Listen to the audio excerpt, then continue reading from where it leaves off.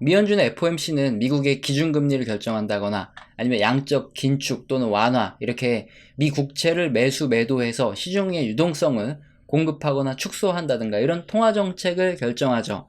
그런데 이번 12월 FOMC가 종료가 됐습니다. 그래서 기준금리는 0.5%를 인상을 했는데, 여기 뉴스를 보면은 해석이 분분하다 이런 얘기가 있어요. 산타랠리가 어렵다, 또는 뭐 산타랠리 영향이 제한적이다, 뭐 주가가 상승할 수 있다, 이런 여러 가지 분석이 있다고 하는데, 사실 그게 본질이 아닙니다. 네, 이번 FOMC에서는 다른 것들을 더 중요하게 봐야 돼요. 네, 그래서 우선 FOMC는 어떤 결과가 나왔고 우리는 무엇을 중요하게 봐야 되는지 알아보도록 하겠습니다. 12월 FOMC의 회의록은 일단 내년 1월에 공개됩니다. 그래서 우리가 이번 FOMC 끝나고 확인을 해야 될 거는 파월의 기자회견일까요? 아닙니다.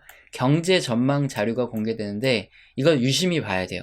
그러니까 경제 전망 자료가 맞느냐 틀리느냐 이게 중요하지 않고요.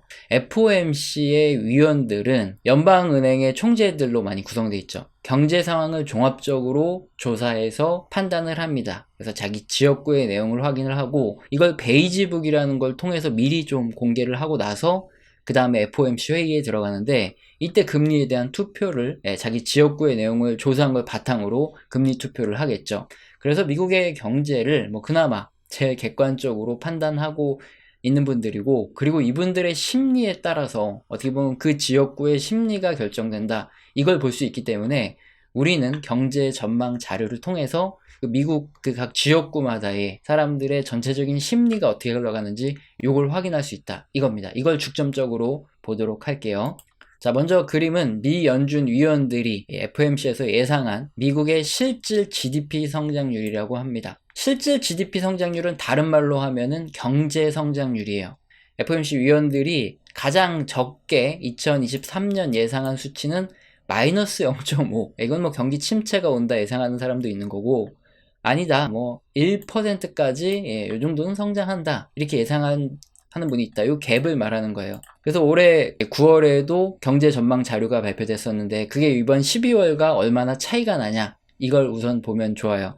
이게 2023년이 중요한 거겠죠. 그래서 확인을 해보면 지난 9월 발표 때 이제 극단적인 의견을 제외하고 이제 평균적으로 경제 성장률이 0.5에서 1.5 정도는 나올 거다, 이렇게 예상을 했어요. 이것도 높은 수치는 아닙니다. 이것도 굉장히 낮은 수치인데 이번 12월의 회의에서는 마이너스 0.4에서 1% 정도밖에 성장을 못한다. 굉장히 암울한 전망, 9월보다도 훨씬 나빠진 전망이 나왔다는 거죠. 사실 이 정도면 무슨 말이냐면은 FOMC 위원 다수가 2023년에 미국의 경제가 굉장히 어렵다, 다른 말로 하면은 잘못하면 경기 침체가 온다, 이런 예측을 한다고 봐도 무방합니다. 그리고 뭐 2024년부터 성장률이 조금씩 개선될 거다, 뭐 이런 얘기가 나오고 있죠. 근데 이건 예를 들어서 생각해보면 굉장히 좋아요. 미국의 어느 한 지역에 살고 있고 또 경제를 뭐 잘 모르는 이런 교포 한 분이 우리랑 친구라고 하겠습니다. 그분이 미국 경제 어떻습니까? 물어봤더니 지금 미국 물가가 너무 비싸서 소비를 못하고 있어요.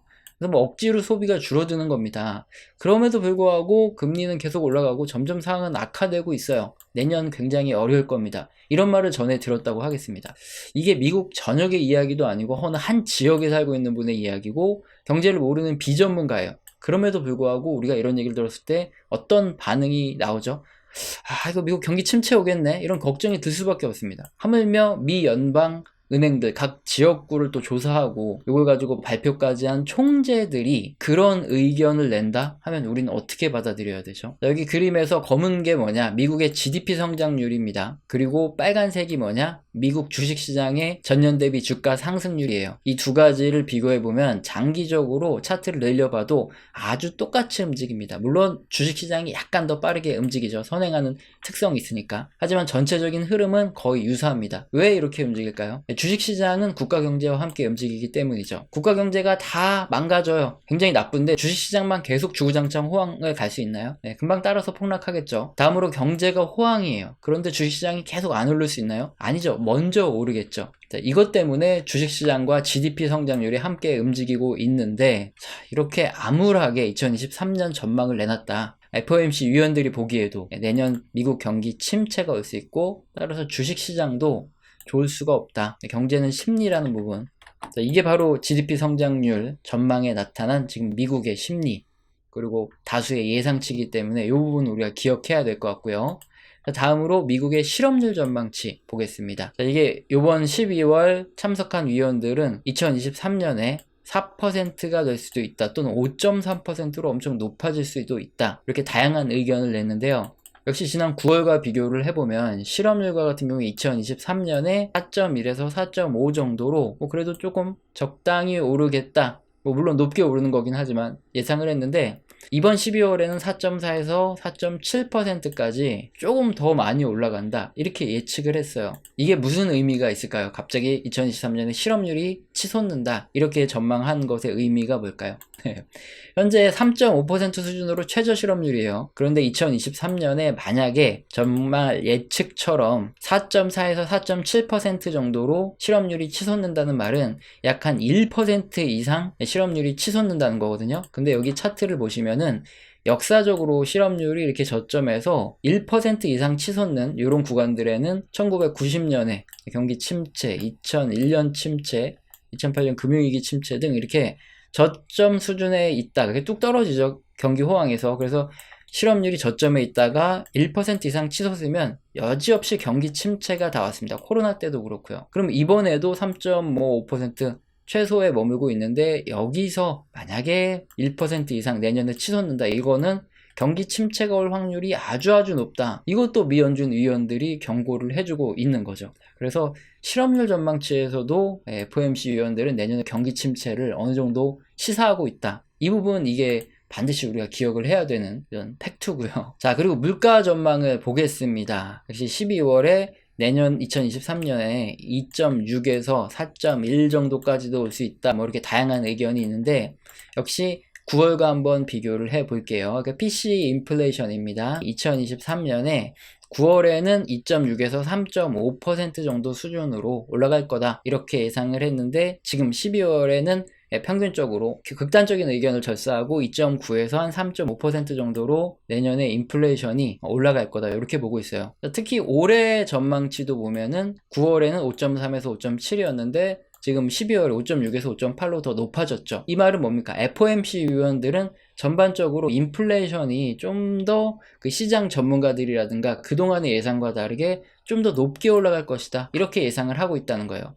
자, 그러면 당연히 기준금리도 더 높게 올라가지 않겠냐, 이걸 우리가 예상을 해 볼 수 있는데, 자, 그럼 기준금리 전망도 보겠습니다. 2023년에 지난 9월에는 4.4에서 4.9% 정도로 기준금리가 5%가 내년에 안 넘어갈 거다, 이렇게 전망을 했는데, 지금 보시면 5.1에서 5.4%, 인플레이션이 더 심하니까 5%를 넘겨야 된다, 이런 의견이 다수예요. 이게 점도표가 여기 참여한 위원들이 2023년에 기준금리가 어느 정도 돼야 된다, 이거 자기가 찍은 건데, 여기가 5입니다. 5 라인인데 대부분 다 5%를 넘어가 있어요. 즉 다수의 생각과 달리 기준금리가 내년에 훨씬 더 높게 오를 수 있다, 이걸 말해주는 거죠. 경기 침체가 더 빠르게 올 수 있다, 이 부분을 또 얘기하기도 하는 거죠. 금리가 빠르게 올라가면 빠르게 올라갈수록 경기 침체 확률이 높아지니까요. 자, 이렇게 이번 12월 FOMC의 경제 전망 자료를 함께 살펴봤는데 어떤가요? 경기 침체에 대한 이야기, 우려가 굉장히 커지고 있고 기준금리도 더 높게 올릴 거다, 자, 이렇게 얘기를 하고 있습니다.